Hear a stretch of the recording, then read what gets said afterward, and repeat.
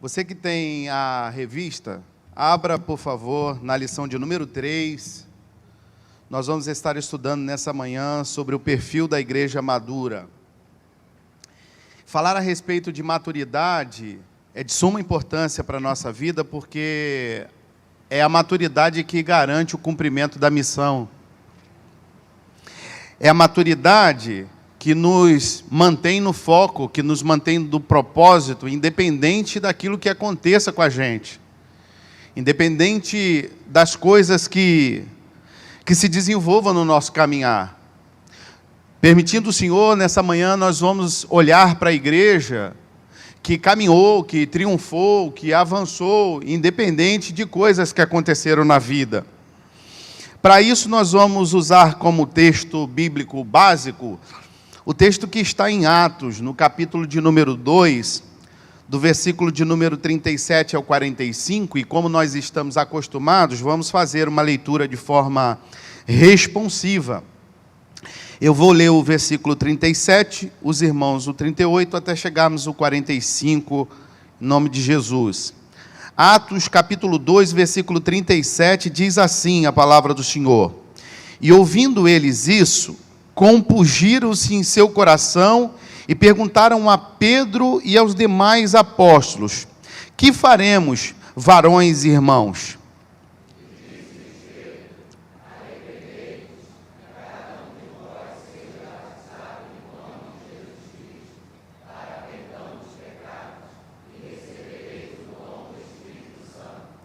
Porque a promessa vos diz respeito a vós, a vossos filhos e a todos os que estão longes, a tanto quantos Deus, nosso Senhor, chamar.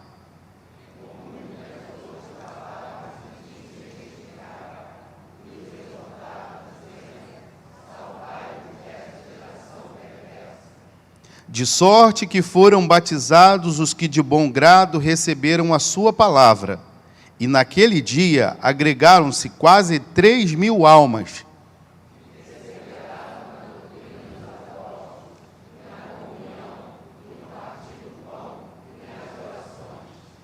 E em toda a alma havia temor, e muitas maravilhas e sinais que se faziam pelos apóstolos.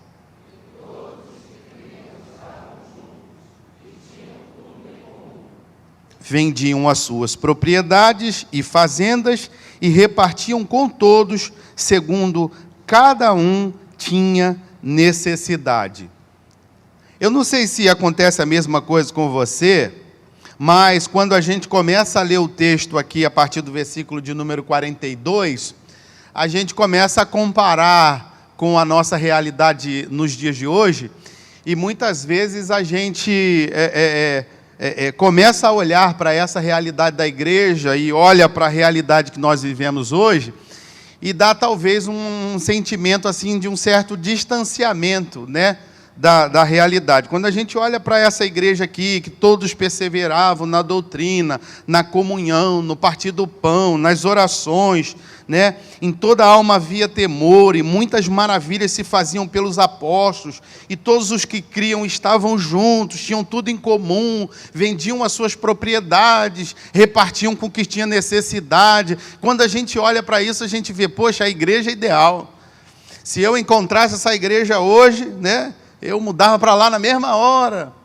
Muitas vezes a gente tem esse tipo de sensação, porque hoje parece que a gente está um pouco seria talvez até uma maneira muito cuidadosa de falar, mas a gente percebe um certo distanciamento dessa realidade de igreja, e muitas vezes, irmãos, isso acontece por falta de maturidade. Isso muitas vezes acontece porque nós que somos a igreja, esquecemos de olhar que talvez se não haja essa proximidade com esse modelo de igreja ideal, talvez seja porque a gente tem uma certa parcela de responsabilidade nisso. Mas que nessa manhã, permitindo o Senhor, nós possamos sair daqui com um coração mais inclinado para nos tornarmos a igreja que o Senhor espera que nós sejamos em nome de Jesus. O texto áureo está em 1 Coríntios capítulo 12, versículo de número 27, que diz assim: ora, vós sois o corpo de Cristo, e seus membros em particular. Vamos repetir todos juntos o texto áureo? Vamos lá?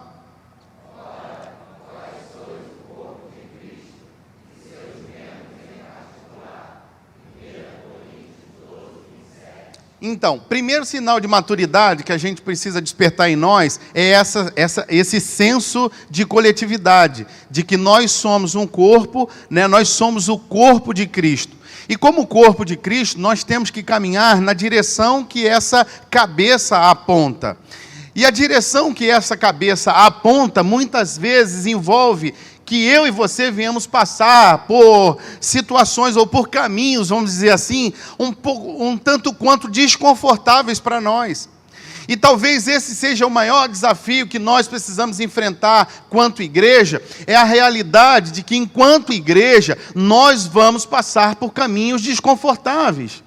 Porque hoje nós percebemos uma realidade em que a igreja vive na expectativa, sendo cada um o protagonista da sua história, de que nós venhamos passar um caminho que nos leve à exaltação, à superioridade, né? Que Deus, a cada dia, a cada momento, a cada manhã, tem um objetivo principal. Qual é? Me exaltar, me tornar a minha vida mais confortável, me encher de coisas, me permitir adquirir coisas. E a gente entende, à luz da palavra de Deus, que nós que fomos chamados para ser igreja, dentro da Bíblia, existe uma outra realidade diferente dessa que muitas vezes é nutrida no nosso coração por pessoas que muitas vezes estão responsabilizadas em falar aquilo que o ser humano gosta de ouvir.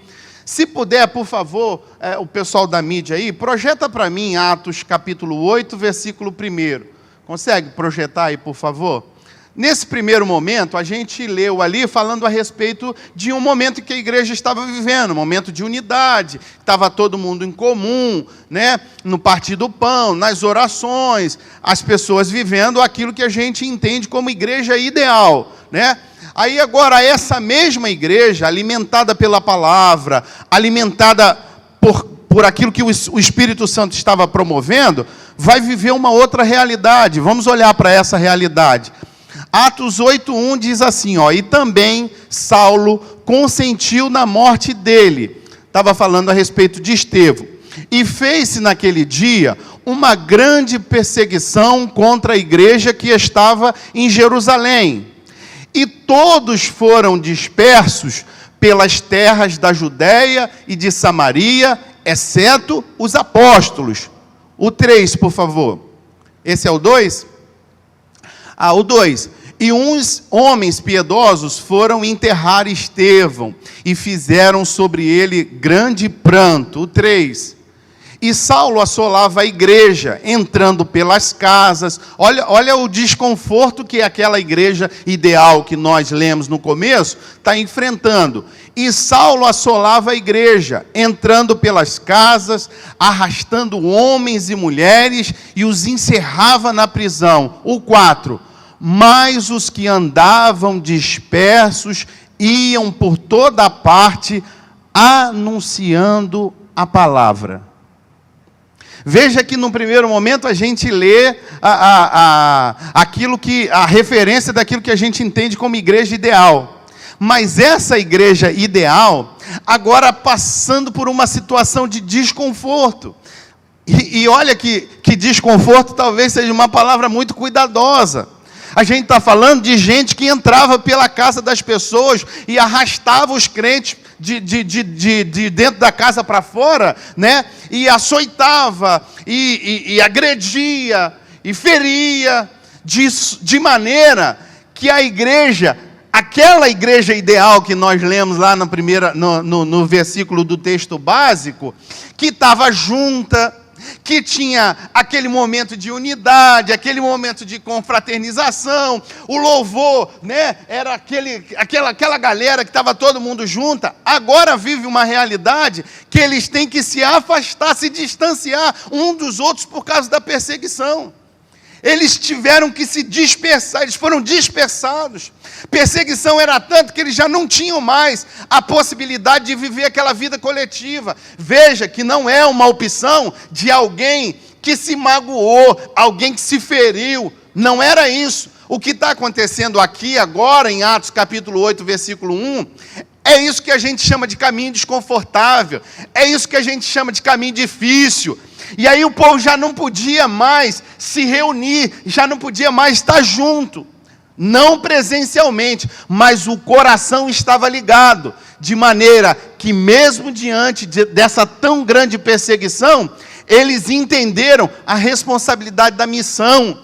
E que responsabilidade é essa? Anunciar a palavra.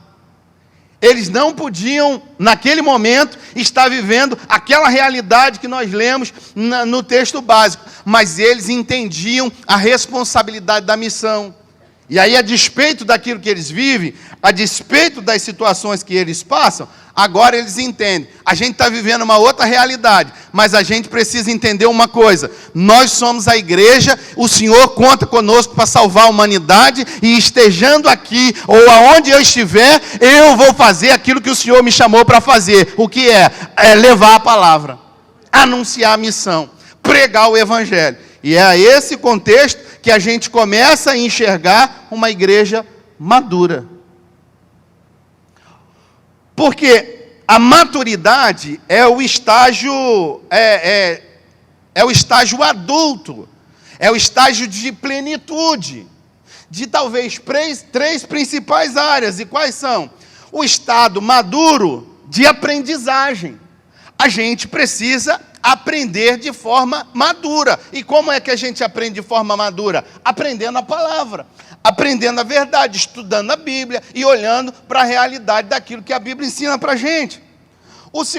A segunda área de maturidade que precisa desenvolver em nós como igreja é o senso de responsabilidade. Essa igreja que nós acabamos de mencionar aqui, esse episódio de Atos 8:1, tinha senso de responsabilidade. Que senso de responsabilidade é esse? Eu tenho uma responsabilidade, Deus me chamou para fazer algo. Ah, mas você está passando por uma dificuldade, você tem desculpa suficiente, você tem argumento suficiente. Desculpa, eu agora sendo redundante, peço desculpa pela forma pejorativa de tratar os dilemas que você pode estar enfrentando, mas você tem argumento suficiente para dizer, eu não posso continuar na missão, porque afinal de contas eu estou enfrentando um grande problema. Mas a maturidade envolve esse estágio adulto de plenitude sobre a nossa responsabilidade enquanto igreja. E não só isso, também fala a respeito do estágio adulto de plenitude no que diz respeito ao nosso equilíbrio. E vamos então, nesse momento, a palavra introdutória, para a gente continuar seguindo essa linha de pensamento a respeito daquilo que o Senhor espera de nós no sentido de maturidade. Palavra introdutória, por favor. Estudar sobre a igreja é inspirador e edificante. Esse organismo vivo, espiritual, formado por aqueles que são lavados e remidos pelo sangue do Cordeiro, aparece tanto no Antigo como no Novo Testamento, tendo sido projetado por Deus para ser o seu santuário na terra. Amém. Então, um primeiro momento que nós precisamos entender é de que nós somos um organismo vivo. E não só isso, um organismo vivo e espiritual, daqueles que são lavados e remidos pelo sangue do Cordeiro. Primeiro processo que nós precisamos olhar, o caminho da maturidade em que nós, quanto igreja, precisamos caminhar, é esse sentimento de que nós precisamos agir como esse corpo vivo. Agindo como esse corpo vivo, como esse organismo vivo, nós temos um exemplo.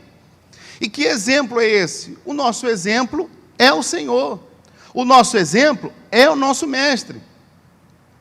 Olhando para Jesus como exemplo, como mestre, a gente precisa entender que existem questões na nossa vida, com o olhar voltado para a missão, com o olhar voltado para aquilo que Deus espera de nós como igreja, nós precisamos despertar para essa realidade, olhando para Jesus como exemplo.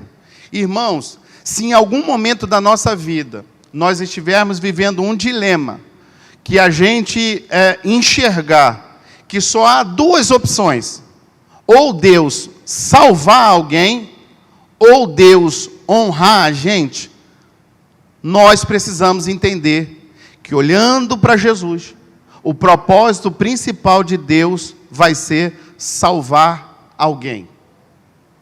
Por que é importante a gente entender isso? Porque talvez essa não seja a realidade da minha e da sua vida, mas você talvez já tenha se deparado com a realidade de alguém que é um cristão, alguém que entregou a sua vida para Jesus, mas que é uma pessoa assim cujos relacionamentos marcam pessoas extremamente ou profundamente para ter uma certa aversão acerca do que é ser um cristão. Por quê? Porque essa pessoa, no seu estágio de imaturidade, não tem Jesus como alvo e entende que o objetivo de Deus em todas as circunstâncias da vida é exaltá-lo, mostrar que ele estava com a razão, mostrar que ele é a pessoa a quem Deus escolheu proteger. Em detrimento disso, pessoas às vezes são magoadas, pessoas às vezes são ofendidas, pessoas às vezes, quando lembra do que é o nome de um cristão, pensa assim: eu queria estar em todo e qualquer lugar, menos no lugar onde essa pessoa frequenta. Por quê? Porque a pessoa esquece de olhar para Jesus, esquece que é esse organismo vivo de pessoas que foram lavadas e remidas pelo sangue, e aí tem uma compreensão equivocada daquilo que é viver como o mestre viveu, viver como Jesus ensinou. E aí a gente precisa entender essa verdade. Se nós tivermos oportunidade, a gente precisa aconselhar pessoas que têm esse tipo de característica. Porque às vezes a pessoa assim consagra muito, a pessoa busca muito, a pessoa lê muito, mas nos seus relacionamentos essa pessoa é assim extremamente desastrosa, por que não dizer assim, né? Tem dificuldade de relacionamento com todo mundo e muitas vezes acaba sendo como um repelente para pessoas serem salvas. Por quê? Porque a pessoa entende que o objetivo principal de Deus é o quê? Exaltar Ele, mostrar que Ele está com a razão, mostrar que Ele é santo, né? Fazer dele o protagonista da vida. E aí a gente precisa gravar isso no nosso coração. Se tiver só duas oportunidades, ou Deus exaltar alguém e salvar o outro, pode ter certeza, o objetivo principal de Deus é salvar o outro. Pensando dessa maneira, irmãos, e aí talvez o Espírito Santo possa falar com alguém aqui nessa manhã no que diz respeito a isso, talvez a gente esteja lutando contra uma questão, porque a nossa visão acerca dessa questão é: Deus vai me exaltar nessa situação. E na expectativa de que Deus nos exalte nessa situação, pessoas estão se afastando, se distanciando daquilo que Jesus tem para fazer. E quem sabe, nessa manhã, o Espírito Santo não está falando com pessoas aqui, que se existe uma situação em que duas coisas devem acontecer: ou você ser exaltado, ou alguém ser salvo, se humilhe e deixa Deus salvar pessoas através da sua vida. Porque, como diz a palavra, aquele que se humilha, Deus exalta. Mas num tempo oportuno. Não é coisa que a gente precisa levar no braço, não é coisa que a gente precisa levar na guerra. A igreja madura é cristocêntrica. 1.1, o corpo de Cristo. Como um organismo vivo, a igreja, o corpo de Cristo, caminha por toda a terra, inserida em diversas áreas de atuação, buscando conhecer e realizar a vontade de Deus, fazendo parte do seu projeto de redenção do homem, de domínio do seu reino e de restauração de todas as coisas. Olha a abordagem do comentarista aí. O projeto de Deus é a redenção do homem. O projeto de Deus é a redenção do homem. E aí a gente precisa olhar para a vida, a gente como igreja madura, precisa olhar para a vida da seguinte forma: o protagonista da história é sempre o perdido. O protagonista da história é sempre o perdido. O projeto principal de Deus é sempre para com o perdido. Então, às vezes, a gente está num lugar, né, que tem lá a pessoa perdida, que ainda não entregou a vida para Jesus, e aí estamos nós lá. E aí a gente chega nos lugares, a gente chega na situação, chega no local, pensando que o protagonista da história sou eu. Né? O pastor sempre orienta a gente aqui, quando a gente lê um texto entre Davi e Golias, a gente sempre é o Davi. Quando a gente vai falar a respeito dos apóstolos, né? Tem João, tem Pedro, a gente sempre é o João, a gente sempre procura encaixar-se no lugar de protagonista. E se nós formos olhar para a palavra de Deus, a gente vai ver situações, por exemplo, como o caso da ovelha perdida. Tinha 100 ovelhas, uma se perdeu, 99 ficou no aprisco. Mas aí o pastor sai para buscar a ovelha que estava perdida. Então, quem é o protagonista na história ali? É aquela ovelha perdida, que o pastor tem o objetivo-alvo de ir buscar, tem o objetivo-alvo de ir salvar. Então, irmãos, a gente olha para um cantinho e a gente olha 99 ovelhas. Talvez o nosso campo de visão nem consiga enxergar ali, todas de forma individual. É claro que é uma ilustração que eu estou fazendo. Mas se nós formos procurar algum protagonista nessa história, o protagonista é a ovelha que se perdeu. Por quê? Porque o pastor foi lá, buscou, pegou no colo, cuidou, trouxe com carinho, né? E aí levou ela para dentro do aprisco de novo. E aí, olhando ela dentro do aprisco, ela já deixou de ser protagonista, né? Agora o protagonista é mais alguém que está do lado de fora. Talvez a outra semelhança, outro texto que ajude a gente a olhar para isso, né? A parábola que fala, o texto que fala a respeito do filho que foi embora, né? O irmão ficou em casa, aquele que ficou, parece que ele meio que sai de cena. O foco todo está voltado agora para aquele que foi embora, para aquele que está perdido. E aí então quando ele volta, né, o pai o abraça, troca a sua roupa, coloca um anel no dedo dele. E aí, o irmão que estava lá, que ficou em casa, parece que fica meio indignado. Pô, o que aconteceu? Estou aqui um tempão, e agora os olhos todos estão voltados para ele, o foco todos estão voltados para ele. Irmão, em nome de Jesus, que o Espírito Santo encontre lugar na nossa vida, para promover esse crescimento, esse crescimento de maturidade. Melhor coisa que Deus podia dar para mim e para você, Ele já deu, que é a certeza de que o nosso nome está escrito no livro da vida. Se o Senhor voltar hoje, a gente vai passar a eternidade com Ele. Se o Senhor voltar agora, irmãos, não abrir e fechar de olhos, a gente não vai estar mais aqui. Talvez a sua vida esteja sendo uma dificuldade só. Talvez você esteja sendo perseguido à beça. Talvez você esteja esquecido. Ninguém olha para você, ninguém vê você. Mas você tem uma certeza no seu coração. Se Jesus voltar hoje, você vai passar a eternidade com Ele na glória. Mas existem pessoas perdidas que não viverão essa realidade. E talvez essas pessoas perdidas estejam acessíveis a mim e a você. E a gente, enquanto igreja, precisa entender que o principal projeto de Jesus é a redenção da humanidade, irmãos. O principal projeto de Jesus não é dar uma casa nova para você. O principal projeto de Jesus não é dar um carro novo para você. O principal projeto de Jesus não é colocar você num altar e as pessoas olhar para você com admiração. Não! O principal projeto de Jesus é salvar gente. O principal projeto de Jesus é resgatar pessoas que estão perdidas no inferno, sem salvação. E aqui está uma igreja responsável para que Jesus possa ser visto através de nós e pessoas sejam salvas através de nós. Esse caminho da maturidade, o principal projeto de Jesus, grava isso em nome de Jesus. A igreja madura sabe que o principal projeto de Jesus não é nos exaltar. O principal projeto de Jesus é salvar o homem, é salvar vidas, é buscar os perdidos. 1.2, o cabeça da igreja. Como cabeça da igreja, Cristo é a parte principal do corpo. Ele se encontra acima de todos os membros que reconhecem seu amor, submetendo-se ao seu comando.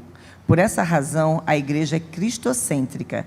Ela compreende que, para evoluir até a maturidade, precisa viver em completa dependência de Cristo. A igreja madura precisa entender que o cabeça é Cristo, o cabeça da igreja é Cristo.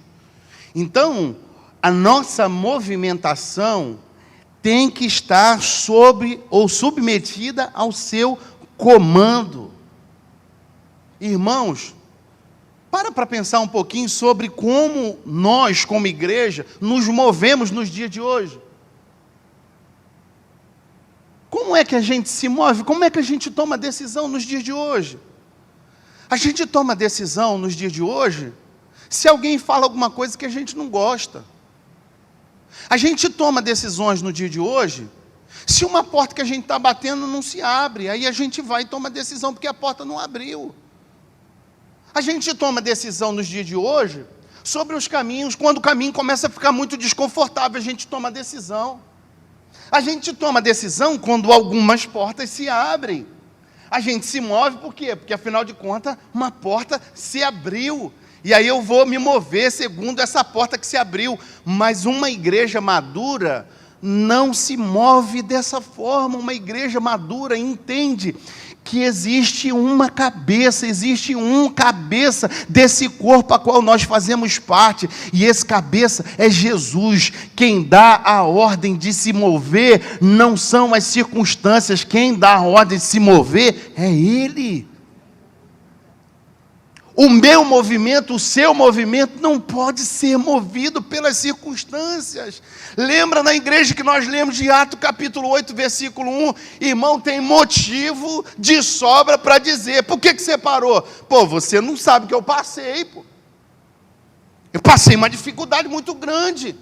Aí eu fui afrontado de uma maneira muito violenta. Pessoas entraram na minha intimidade, pessoas me expuseram, lembra? A pessoa foi arrancada para fora. Eu fui exposto. Então por que você parou? Eu parei porque eu tenho argumentos que me fizeram parar. Mas uma igreja madura entende que coisas acontecem. Situações surgem, coisas saem do lugar, exposições muitas vezes acontecem, mas nada, absolutamente nada, está fora do controle de Deus. Minha vida e a sua vida está no controle de Deus. Por que não abriu? Não abriu porque Deus está no controle. Por que abriu? Abriu porque Deus está no controle.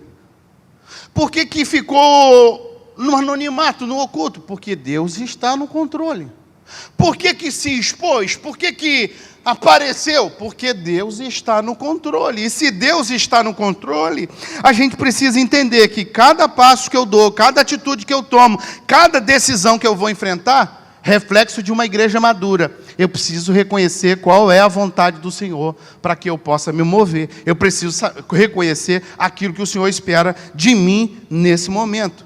A igreja madura tem um cabeça, e o cabeça é Cristo. O texto que está aí como base, João capítulo 5, ou 15, 5, diz, quando Jesus diz que Ele é a videira. E que sem Ele, nada nós podemos fazer. Nós dependemos da direção do nosso cabeça, que é Cristo. 1.3, a motivação da igreja. O processo de amadurecimento é uma realidade no ambiente eclesiástico, quando a igreja local tem como alvo viver para Cristo.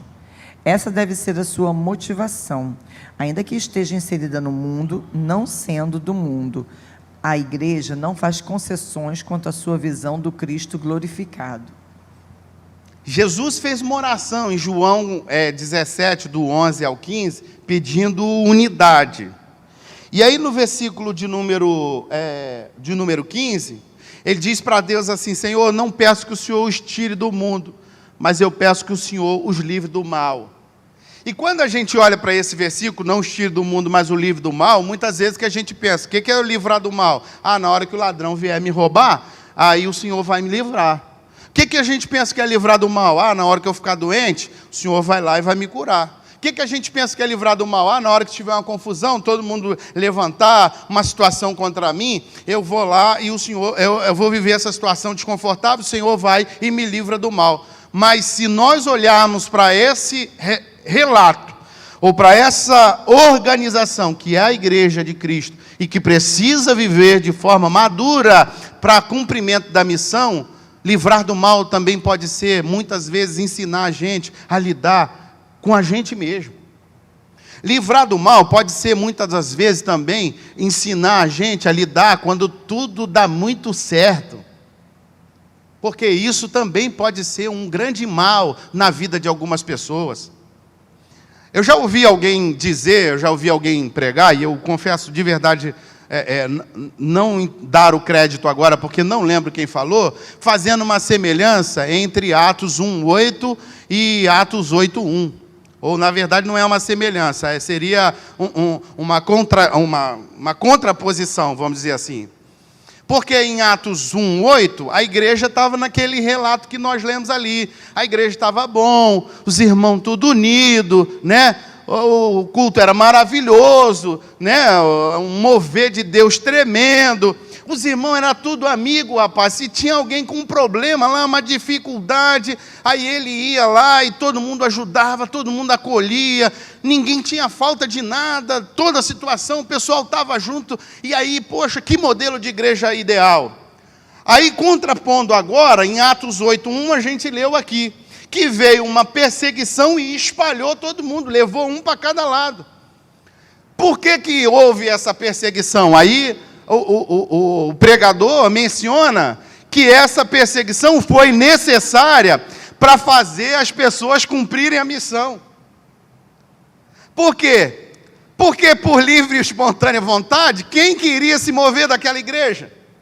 Churrasco todo final de semana na casa dos irmãos, né? Aquela coisa maravilhosa, visita, todo mundo me visita, a coisa estava tremenda. Aí Deus vai e fala assim: irmão, estou querendo que você vá pregar agora lá em São Gonçalo. Lá no alto do morrão lá dentro da favela. Aí a primeira coisa que você pensa: como é que está lá? Quantas pessoas tem lá? Deve ter umas 3 já. Aí pensa: poxa, 3? Que na igreja... Até na hora que o pastor fala para abrir a Bíblia, a gente escuta o barulho das folhas da Bíblia se movendo. Parece uma chuva do céu descendo sobre nós. Mas agora cultuar com 3. Pastor, ora a Deus aí. Pede outra pessoa. Irmãos, eu já fui cultuar com 3. Que não tinha instrumento, não tinha nem ninguém que cantasse assim, pelo menos de forma afinada. E a gente, no culto, escutava o louvor da igreja do outro lado, na outra rua. E aquele louvor, os instrumentos. Eu vou falar para os irmãos, às vezes o coração apertava, porque, poxa, como é que deve estar lá o negócio agora?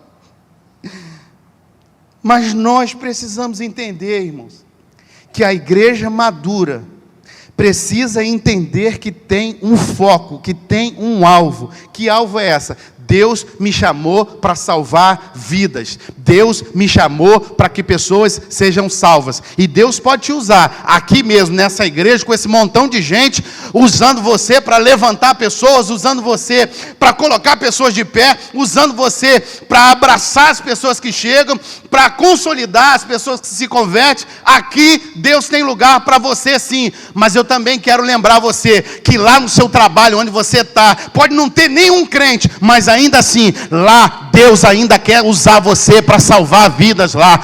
Deus pode te usar aqui, mas Deus também pode te levar para um lugar muito difícil, com poucas pessoas, mas ainda assim você precisa entender, você tem um foco, você tem uma missão. Que foco é esse? Você é uma igreja madura, que foco é esse? Deus me levantou para salvar pessoas, então esteja onde eu estiver, eu vou ser um instrumento de Deus de salvação para essa humanidade.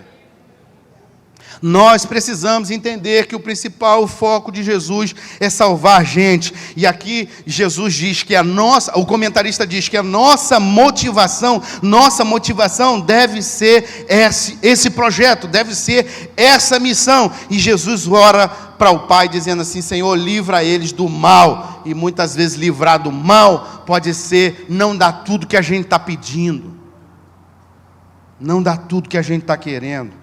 1.4, a adoração a Cristo. O corpo de Cristo é formado por pessoas transformadas por esse amor, as quais passam a viver para adorá-lo. Isso é demonstrado por meio de atitudes e escolhas que exaltam o Senhor. O primeiro estágio da maturidade, portanto, é ter Cristo como centro. Em seguida, é ser crucificado com Ele. É permitir que Ele viva por intermédio de sua igreja. É adorá-lo em espírito. Isso é uma coisa que a gente ora sempre. Senhor, que o Senhor seja visto através de mim. Que eu seja cada vez mais parecido com Jesus. E existe na Bíblia inúmeras referências de como a gente pode ser parecido com Jesus. Mas eu quero pedir a ajuda dos irmãos da mídia aí para projetar Filipenses capítulo 2, versículo 3. O Senhor tem um alvo. E o alvo salvar gente. Uma igreja madura entende essa missão. A missão de salvar gente. E como é que a gente salva pessoas? Como é que pessoas são salvas? Muitas vezes a gente pensa, é o dia que a pessoa vê que eu me tornei o imperador de Itaboraí. E aí vão olhar, olha como Deus fez com ele, quero que faça comigo também.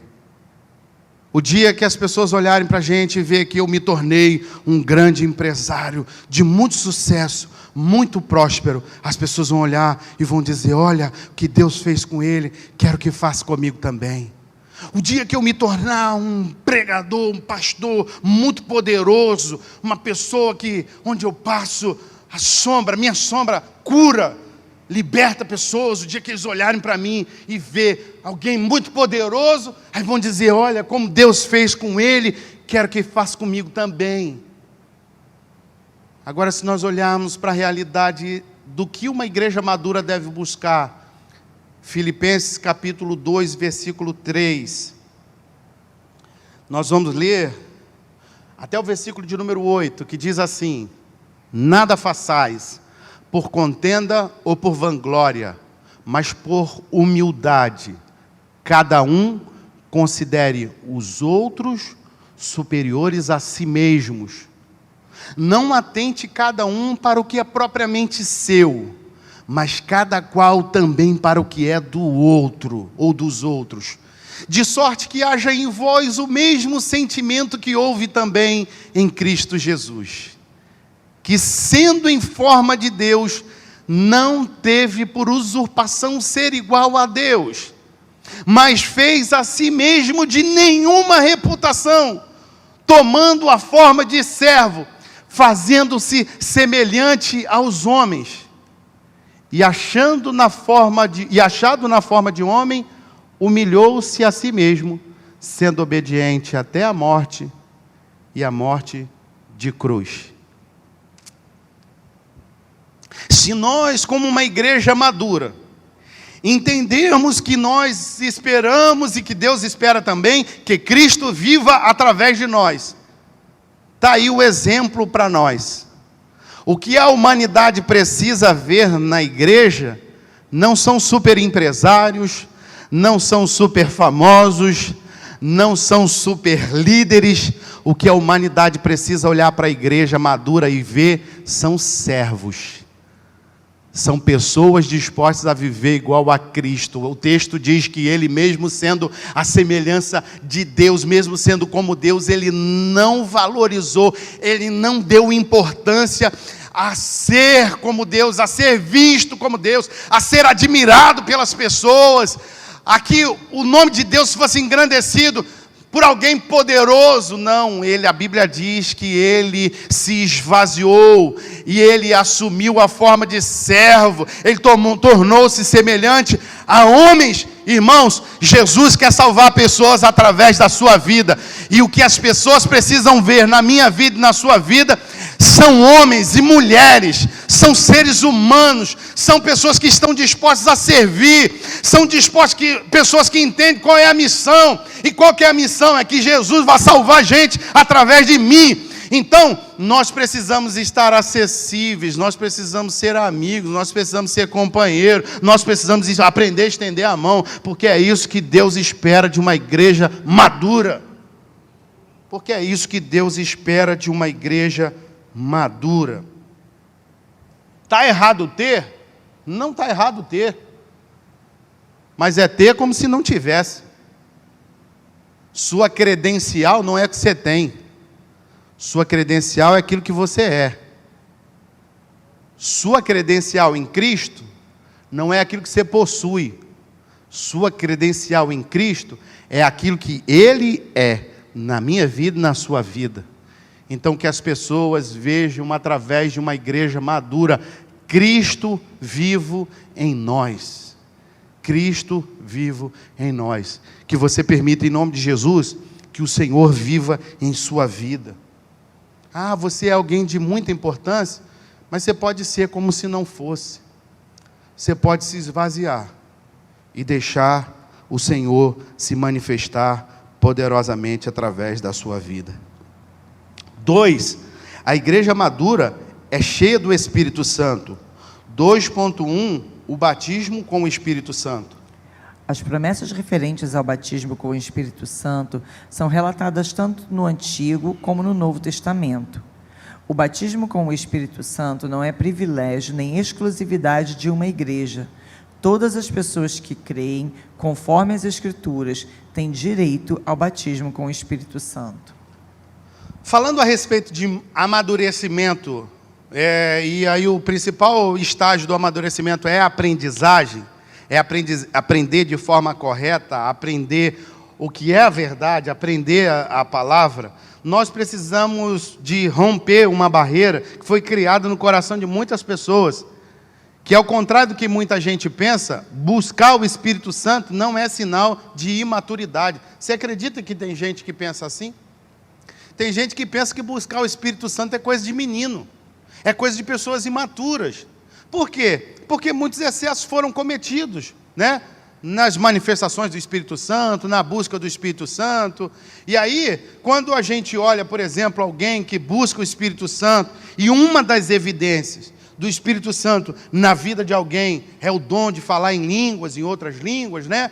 A pessoa olha para aquilo e olha talvez até com desdém, com desprezo, porque acha que buscar o Espírito Santo é coisa de menino, é coisa de gente imatura. Não, afinal de contas eu estou num estágio que eu não posso ser visto dessa forma, né? Eu sou um intelectual, eu sou uma pessoa que a minha cultura está em outro nível, né? Que buscar o Espírito Santo é para os garotos aí, para o pessoal que está começando. E nós precisamos aprender, à luz da palavra de Deus, que fluir no Espírito Santo não é sinal de imaturidade, não. O principal processo de maturidade na vida de uma igreja é entender a importância do Espírito Santo na vida do ser humano. Em Atos capítulo 1, versículo 4, 5 e 8, como está aí o comentarista da lição usando como referência, Jesus vai dizer, irmão, quem está dizendo isso aqui não é o pastor, quem está dizendo isso aqui não é alguém de uma teoria pentecostal, né, de uma corrente teológica pentecostal. Quem está dizendo isso aqui é o próprio Jesus, é o próprio Senhor Jesus. Ele diz, o Espírito Santo, o que é o Espírito Santo? Ele diz, o Espírito Santo é o poder na vida da pessoa, é o poder de Deus na vida da pessoa, é isso que o Espírito Santo faz, né? Ele diz, vocês ficar em Jerusalém, esperar a promessa, né? E vocês serão batizados. Vamos ler aí, por favor, Atos 1:8. Atos 1:8. Se puder projetar aí, senão eu acho aqui. Atos 1:8. Mas recebereis o poder do Espírito Santo. Mas recebereis o poder do Espírito Santo.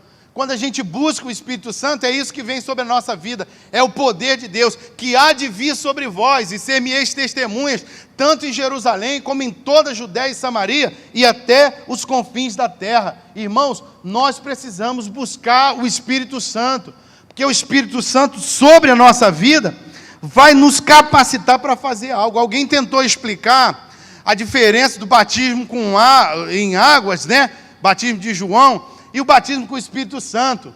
E aí, para usar a figura dessa explicação, a pessoa usou a imagem de uma conserva. Alguém que conhece talvez o processo de conserva vai ficar mais familiarizado com isso, né?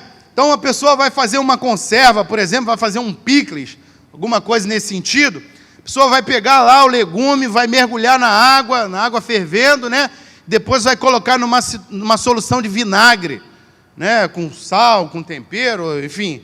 Aí não os conservadores, mas os conservantes vão ter melhor habilidade para dar a receita do que a mim. Mas uma vez que esse legume ficou mergulhado naquela solução, naquela marinada ali, nunca mais ele vai ser o mesmo. O sabor nunca mais é o mesmo. Enquanto ele foi lá batizado na água, né, enquanto ele foi lá na água fervente, o seu sabor está preservado. Mas uma vez que ele mergulhou nessa solução lá do vinagre, enfim, da receita lá, ele nunca mais vai ter o sabor, nunca mais vai ter o mesmo sabor. Quem experimentar vai ver que algo diferente foi acrescentado ali. E é isso que o Espírito Santo precisa fazer na nossa vida. Irmãos, nós vemos com as nossas demandas, com as nossas mazelas, com os nossos costumes, com os nossos hábitos, mas eu quero dizer a você, em nome de Jesus, uma vez que você recebeu o batismo do Espírito Santo na sua vida muda de uma vez por toda, nunca mais você vai ser o mesmo. Quando alguém chegar perto de você, vai saber, alguma coisa tem diferente aqui, não é a mesma pessoa, não é o mesmo sabor, não é a mesma história, não é o mesmo costume, não é mais o mesmo jeito de falar. O que é isso? É o poder do Espírito Santo na vida da pessoa. Então uma igreja madura precisa buscar o Espírito Santo. Não sei se você já teve o costume de falar com alguém, eu já tive por algumas vezes, que a pessoa não faz por ostentação não, mas vai contar a respeito da sua vida, e aí vai falar a respeito de experiências assim que viveu quando não tinha Jesus, no crime, ou qualquer coisa assim. Aí você custa acreditar naquilo que a pessoa está falando, né? Você fala assim, pô, não consigo olhar para esse cara e ver essa coisa toda que ele está dizendo que era aí. Já tem gente não, né? Já tem gente que você olha e... Eu já ouvi alguém dizer que o cara foi na igreja contar o testemunho, falou assim, irmão, quando eu não tinha Jesus eu matei 39. Se não fosse Jesus, você podia ser o 40. E aí você acredita, porque parece que a coisa está muito igual, né? Mas tem pessoas que você olha para a pessoa e você fala assim, pô, será que o que esse irmão está falando é verdade? Mas quem conhece sabe. Ó, é verdade mesmo, cara. Você olha para esse irmão, uma manteiga, né? Irmão, uma doçura. Mas olha, isso aí quando não tinha Jesus era, né? Se eu pudesse, eu apontava alguns aqui já. Estou brincando. Mas o que é isso? Isso é o poder do Espírito Santo na vida da pessoa. E é isso que o Espírito Santo quer fazer na vida de nós, na vida de cada um.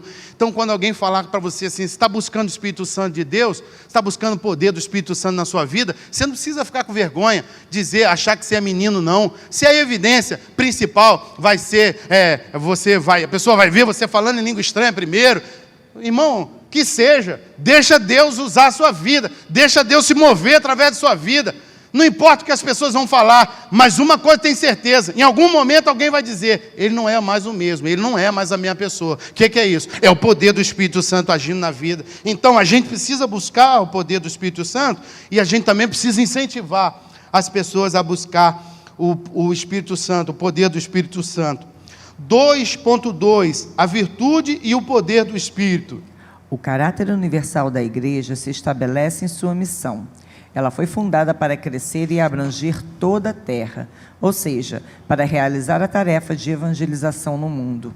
Essa obra só poderia acontecer com o auxílio do Espírito Santo, cujo poder concede virtude aos homens que desejam obedecer às orientações divinas.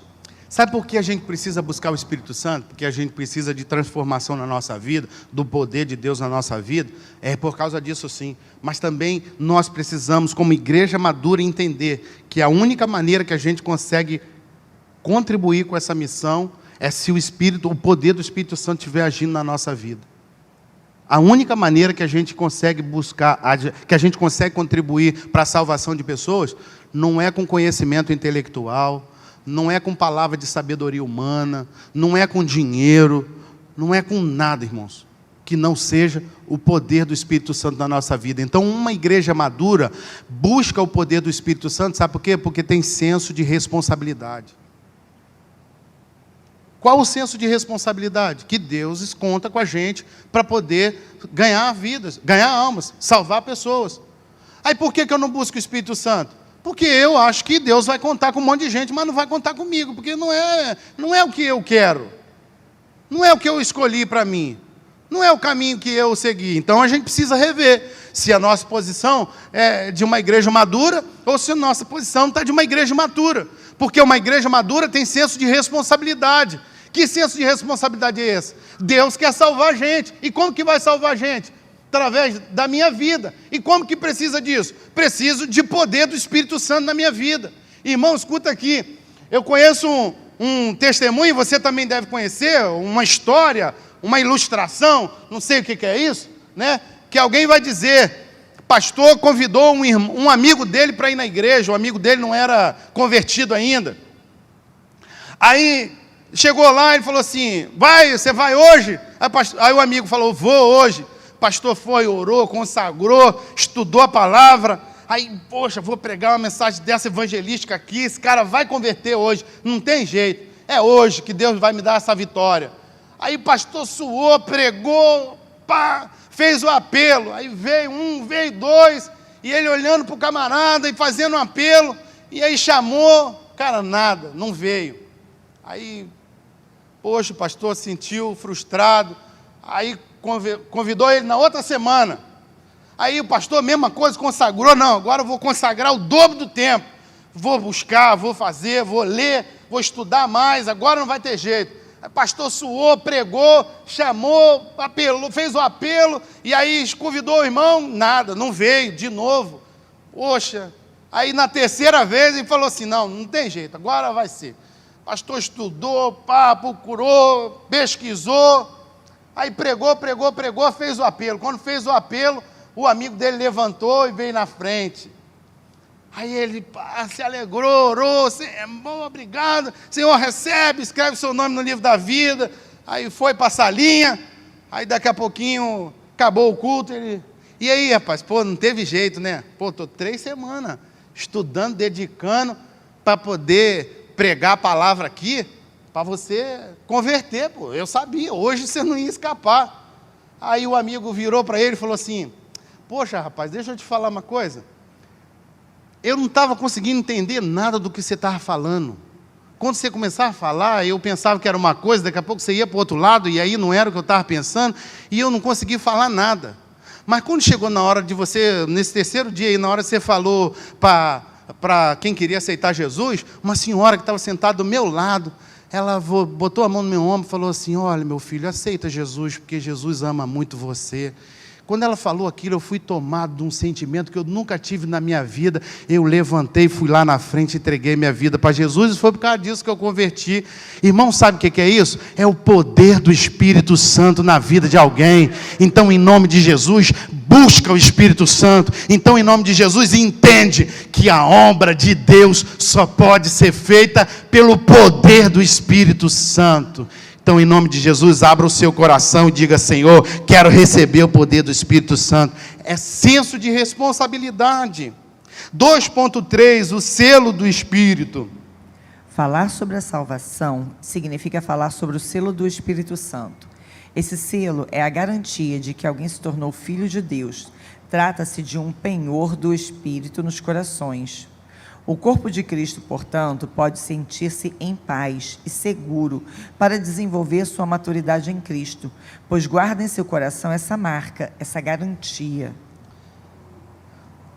O senso de maturidade, o processo de maturidade, ele dá para a gente o senso de responsabilidade. Nós precisamos nos dedicar, nós precisamos buscar o Espírito Santo, nós entendemos que a obra de Deus só pode ser feita com o poder do Espírito Santo na vida, e que Deus quer salvar a vida através de nós, mas esse processo de amadurecimento que dá para a gente esse senso de responsabilidade, também dá o terceiro nível de maturidade, me fugiu a palavra, mas enfim, o terceiro nível da maturidade, que o primeiro é aprendizagem, o segundo responsabilidade, e o terceiro é equilíbrio.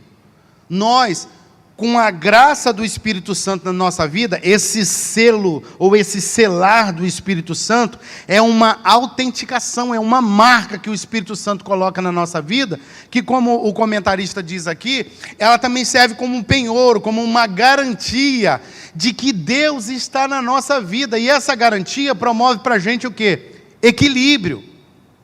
Nós temos uma garantia. Que garantia é essa? Que garantia é essa que chega em nós quando nós buscamos o Espírito Santo, quando nós nos amadurecemos enquanto igreja? É a garantia de que nós estamos em Cristo, de que nada pode nos separar do amor de Deus. Por quê? Porque o senso de responsabilidade pode levar a gente para um ativismo, que a gente precisa ficar correndo com um doido do lado do outro. Não, Deus quer salvar a gente, e aí, vai salvar, então eu tenho que correr para lá. Deus quer salvar ali, então eu vou correr para ali. Deus quer salvar a gente, então a gente entrar num frenesi. A gente precisa entender que, por graça e bondade, o Espírito Santo também mostra para nós esse selar, essa autenticação que dá para a gente uma sensação, ou um senso de equilíbrio na nossa vida. Deus quer salvar pessoas através da sua vida, vai fazer isso na vida de quem o permitir, mas uma coisa você precisa ter certeza, uma coisa você pode ter garantia no seu coração, irmão, você não precisa se desesperar. No tempo certo, na hora certa, Deus vai dar para você a oportunidade que você precisa para falar de Jesus.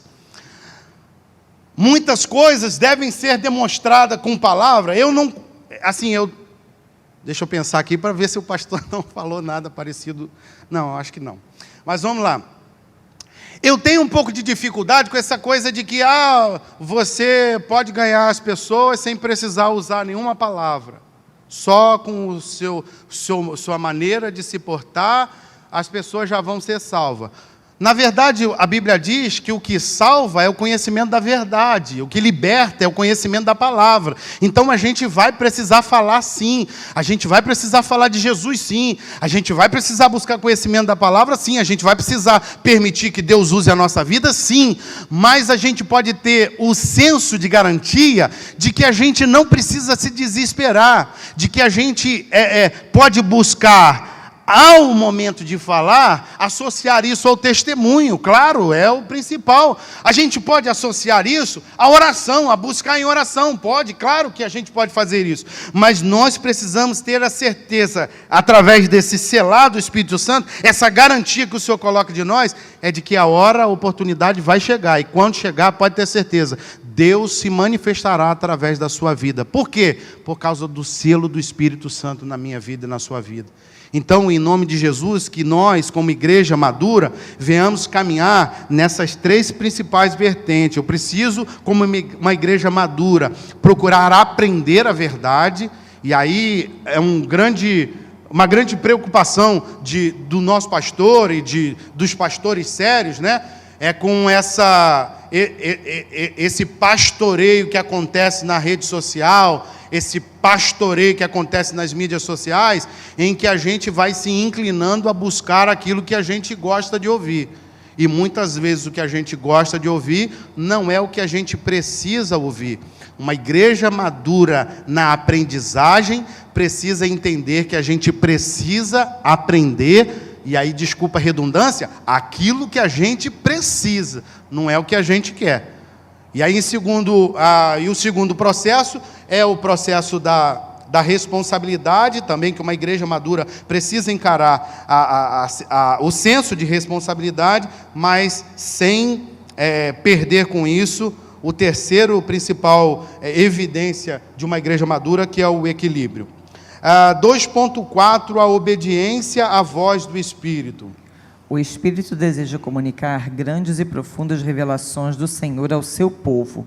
Para isso, a Igreja de Cristo precisa parar para ouvir o que Ele está falando ao seu coração. Com relação a Deus, irmãos, com relação a Deus, a independência é o maior sinal de imaturidade. Com relação a Deus, a independência é o maior sinal de imaturidade. Porque também parte do princípio da maturidade, a provisão. E aí, no âmbito da provisão, o evangelista Kleber teve a oportunidade de pregar domingo aqui, né? A respeito daquele centurião que estava responsável por aquele monte de gente, aquele monte de pessoas, presos, enfim, que estavam sob sua responsabilidade, sua tutela, naquele navio. E aí, na hora de seguir, alguém experiente diz para ele assim: não, pode ir que a gente vai conseguir. Aí ele olha para o tempo estava um ventinho tranquilo, tudo jóia, tudo bacana. Aí ele, no senso de provisão, de responsabilidade, de suprimento, tinha uma palavra de um homem de Deus, né? Paulo estava ali. E eu não sei nem se ele tinha noção do que era a palavra de um homem de Deus, porque afinal de contas ele era romano. O Império Romano, não sei aonde o Evangelho, ou se tinha chegado já alguém lá para falar alguma coisa de Jesus, da relação com Deus, mas Deus para ele não tinha muita importância, não tinha muito significado dizer que era uma palavra de Deus. Mas mesmo assim Paulo falou. E aí ele, no senso de provisão, de responsabilidade, ele toma uma iniciativa contrária à vontade de Deus. O que aconteceu? Quando chegou no meio do caminho, a tempestade, e aí joga fora, grita, passa sufoco. Então a gente precisa entender que na nossa relação com Deus, a independência é o maior sinal de imaturidade, porque quando a gente faz isso, a gente se coloca em risco. Por isso, nós precisamos obedecer ao Espírito Santo.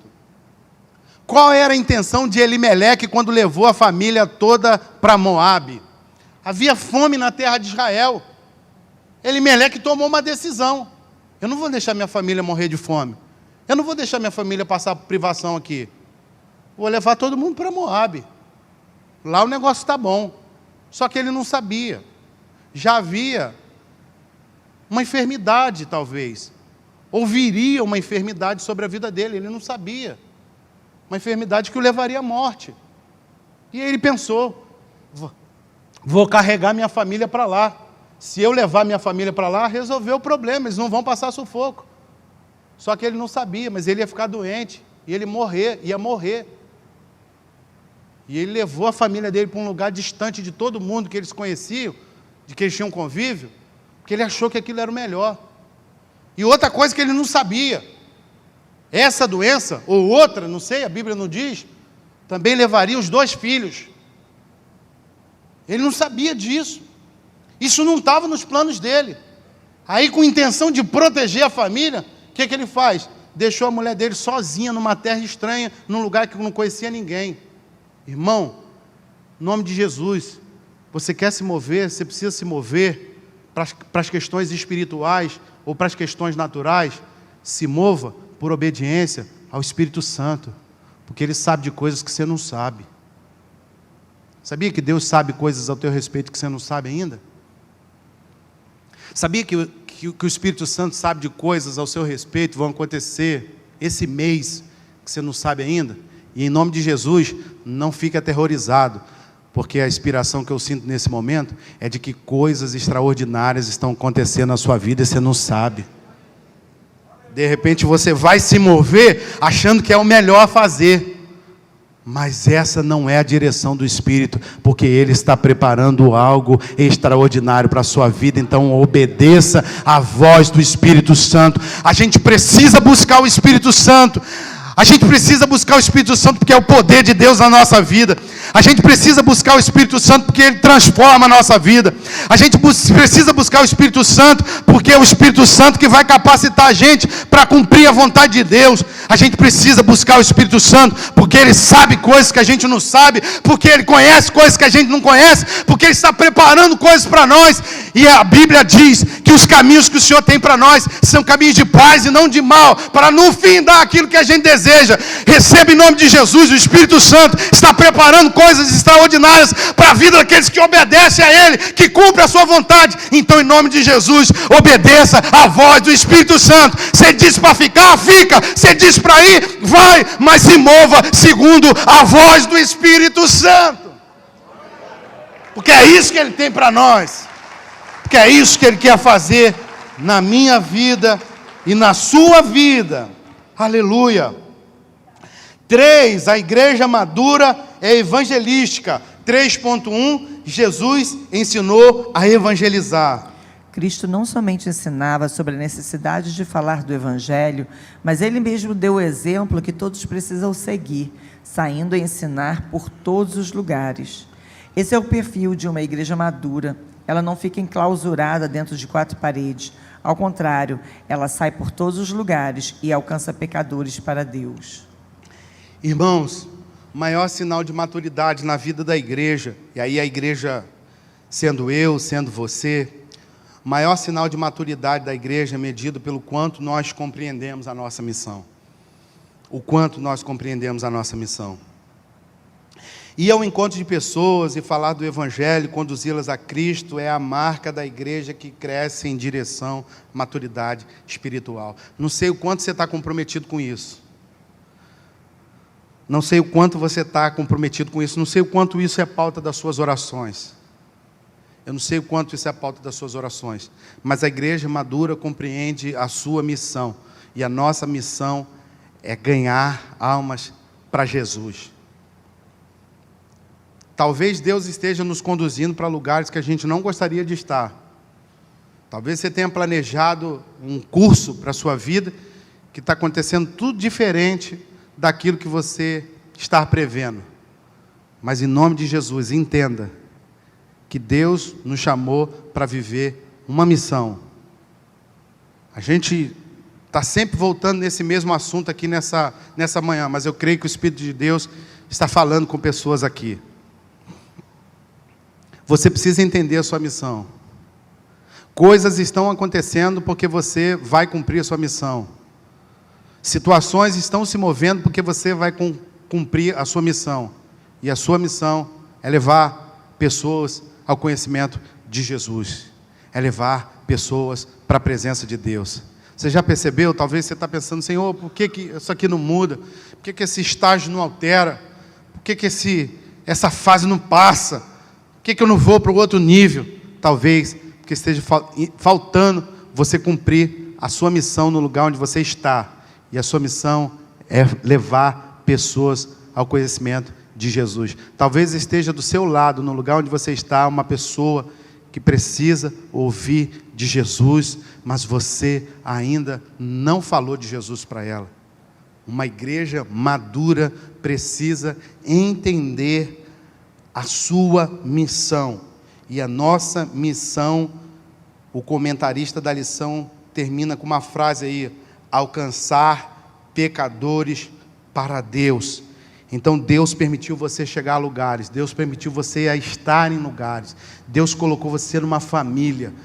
E lembra disso, nós falamos isso no início. O principal projeto de Deus não é exaltar você em relação às pessoas. Deus não te colocou ali para que as pessoas vejam que você estava com a razão, para que as pessoas vejam que você é o salvador da pátria, para que as pessoas vejam você é o grandão. Não, só tem um grandão, o grandão é Jesus. No demais, é nós na terra para salvar pessoas, despovoar o inferno e levá-las para o céu, para a presença de Jesus.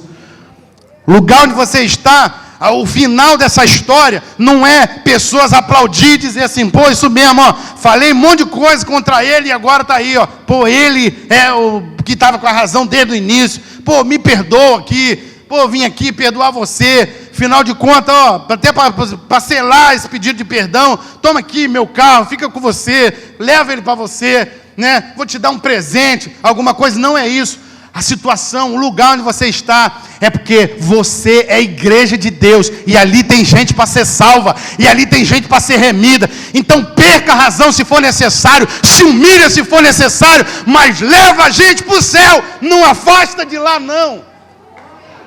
Leva para a presença de Deus, deixa Deus usar a sua vida, porque essa é a missão da igreja madura, ganhar, alcançar pecadores para Deus.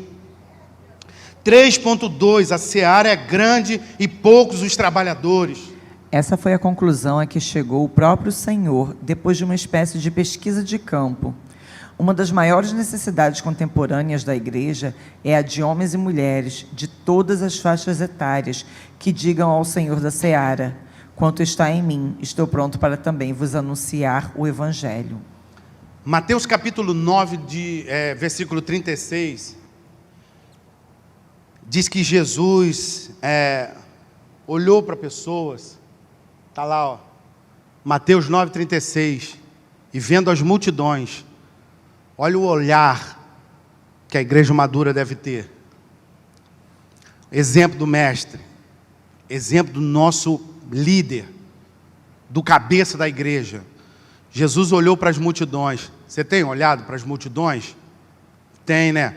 Então, teve grande compaixão delas, porque andavam cansadas, desgarradas, como ovelhas que não têm pastor. Jesus olhou para as pessoas e viu gente cansada. Você tem visto pessoas cansadas? O lugar onde Deus tem permitido você ir. Você já viu lá alguém cansado? Você já viu alguém lá prostrada? Você já viu? Você já viu lá alguém sem esperança? Você já viu lá pessoas feridas? Você já percebeu pessoas desprotegidas? Percebeu lá pessoas sem direção? Percebeu? Pois é, Jesus olhou e também percebeu que lá haviam pessoas cansadas, prostradas, sem esperanças, feridas, desprotegidas e sem direção. Ele olhou, chegou à seguinte conclusão: os trabalhadores são poucos. A seara é grande, mas os ceifeiros são poucos. Tem poucas pessoas para fazer isso. Tem muita gente imatura. Tem muita gente buscando benefício próprio. Tem muita gente se movendo segundo o seu próprio coração, aquilo que acha que deve ser e fazer. Tem muita gente que não quer buscar o Espírito Santo, porque não tem senso de responsabilidade, acha que não tem nada a ver com isso. Tem muita gente que se tornou o protagonista da história, acha que o céu se move, os planetas se movem, o cosmos se move, com um único objetivo: exaltá-lo na terra. Tem poucos trabalhadores, mas que nessa manhã o Espírito Santo encontre lugar no nosso coração, porque nós somos uma igreja em processo de amadurecimento. E se está faltando trabalhador, em nome de Jesus, que você diga: Senhor, eis-me aqui, envia-me a mim. Se está faltando gente disposta a ganhar almas para o reino, você fala assim: eu já vi gente cansada, já vi muita ovelha sem pastor aí. E detectou. Está faltando gente. Está faltando pessoas mesmo. Que em nome de Jesus o Espírito Santo encontre lugar no coração dessa igreja, em processo de amadurecimento, para dizer: Senhor, o Senhor pode me usar, Pai. O Senhor pode usar a minha vida. O Senhor pode fazer através de mim. O Senhor pode operar através de mim. Mas o que normalmente a gente costuma ouvir é pessoas dizendo: eu identifiquei a dor. A igreja ideal era aquela que nós lemos lá no princípio, lá no texto básico. Mas a igreja de hoje, não, é igual a Jesus. Eu olhei para essa situação aí, identifiquei esse problema aí. Muita ovelha cansada, desgarrada, muita gente cansada, desgarrada, como ovelha que não tem pastor, o pessoal está abandonado aí, ó. Você talvez tenha identificado essa dor também, né? 3.3, maturidade, oração, vidas. O que fazer diante dos grandes desafios da obra evangelística? Onde encontrar trabalhadores motivados e dispostos a servirem ao Senhor, falando do Evangelho do Reino aos homens? O dono da colheita responde a todas estas questões: rogar, pedir, suplicar a Deus em oração, para que Ele mesmo envie obreiros para os campos. Você já identificou a dor, não já? Você já identificou a deficiência, não já? Pô, tá aí, ó, um monte de gente aí precisando de ajuda aí, um monte de pessoa aí precisando ser salva aí. Primeiro passo é você dizer: Senhor, eis-me aqui, envia-me a mim. Mas talvez exista lugares que você não consegue chegar. Mas a sua pauta de oração pode denotar seu compromisso com o reino, seu compromisso com a missão. Jesus disse: a seara é grande e são poucos os ceifeiros. Rogai ao Senhor da seara para que envie os ceifeiros. A pauta de oração de uma igreja madura é salvação de almas.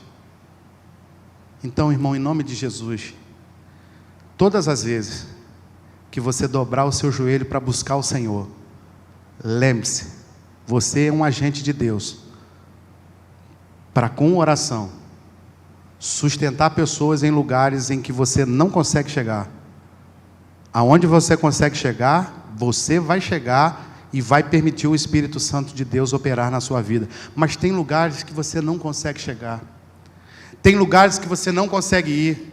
E uma igreja imatura, quando vê lugares que ela não pode chegar, lugar onde ela não pode ir, olha e faz comentário negativo, dizer assim: olha, quem podia fazer, não está fazendo, está lá, ó, povo cansado, desgarrado, igual ovelha que não tem pastor, olha lá, ó, não tem ninguém fazendo.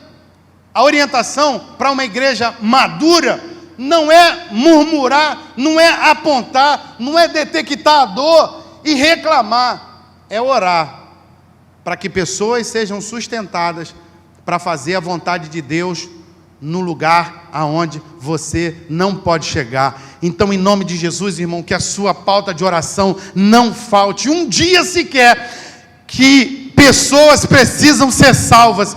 Aonde você conseguir chegar, Deus usa a mim. Aonde eu conseguir chegar, me usa. Mas aonde eu não conseguir chegar, aonde eu não posso ir, Pai, levanta ceifeiros, levanta obreiros para poder falar da tua palavra, porque a missão da igreja na terra é ganhar almas para Jesus. Então, em nome de Jesus, irmão, se comprometa com isso. Você foi chamado para ser um agente de Deus nessa missão. Deus conta comigo, Deus conta com você, e nós vamos permitir o Espírito Santo fluir na nossa vida, para que vidas sejam salvas, para que almas se rendam ao Senhor. Então nós precisamos nos comprometer com isso, porque esse é o papel de uma igreja madura.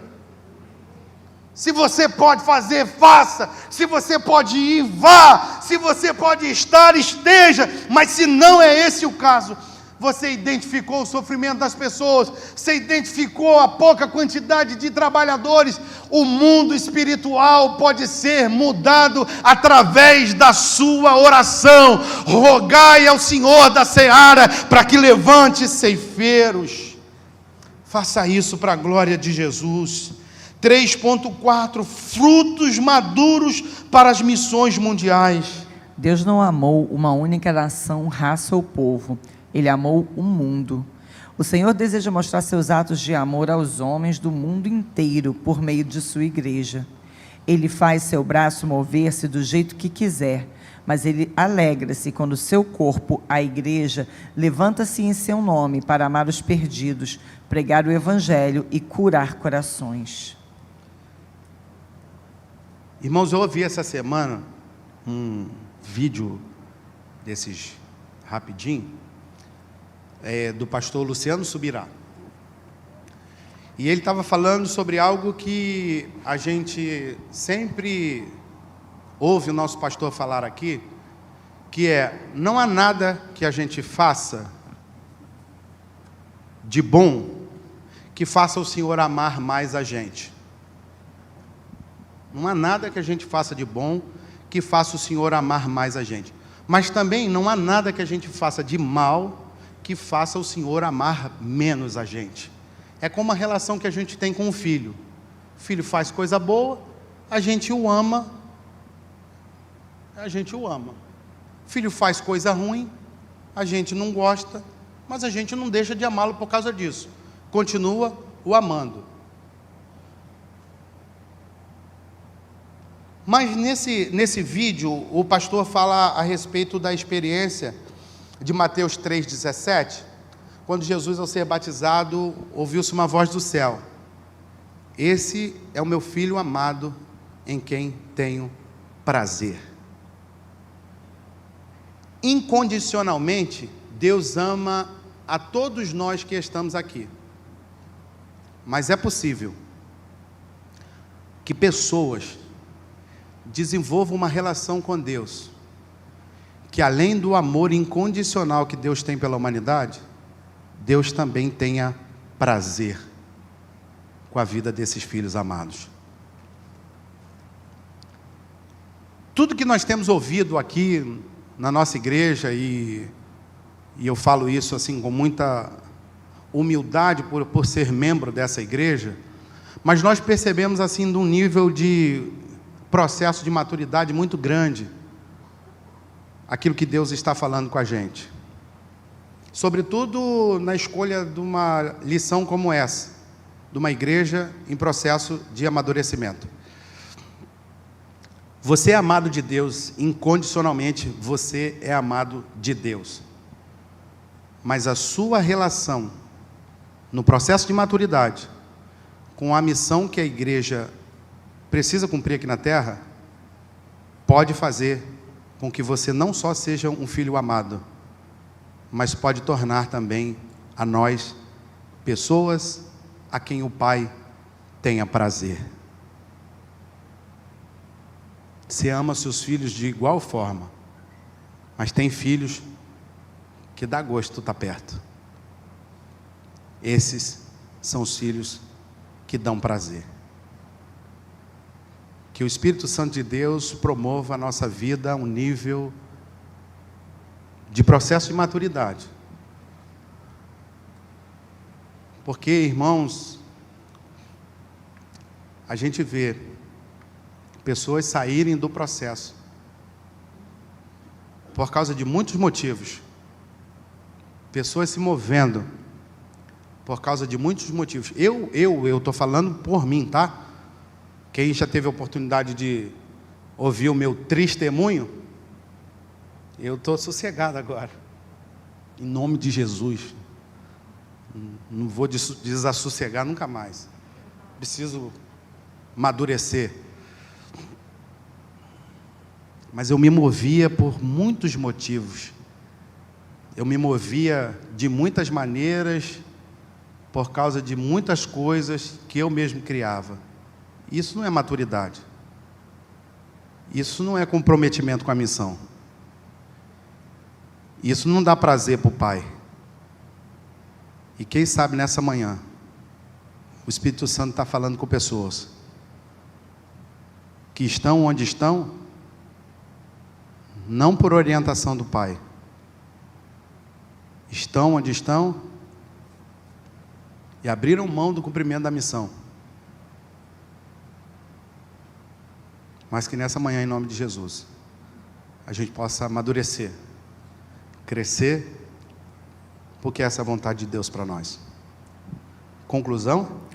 O teólogo Robert Hastings Nichols escreveu: Jesus não modelou nenhuma organização e nenhum plano de governo para essa sociedade, a igreja. Podemos dizer que seu dom à igreja foi Ele mesmo. Vamos ficar de pé, irmãos, em nome de Jesus?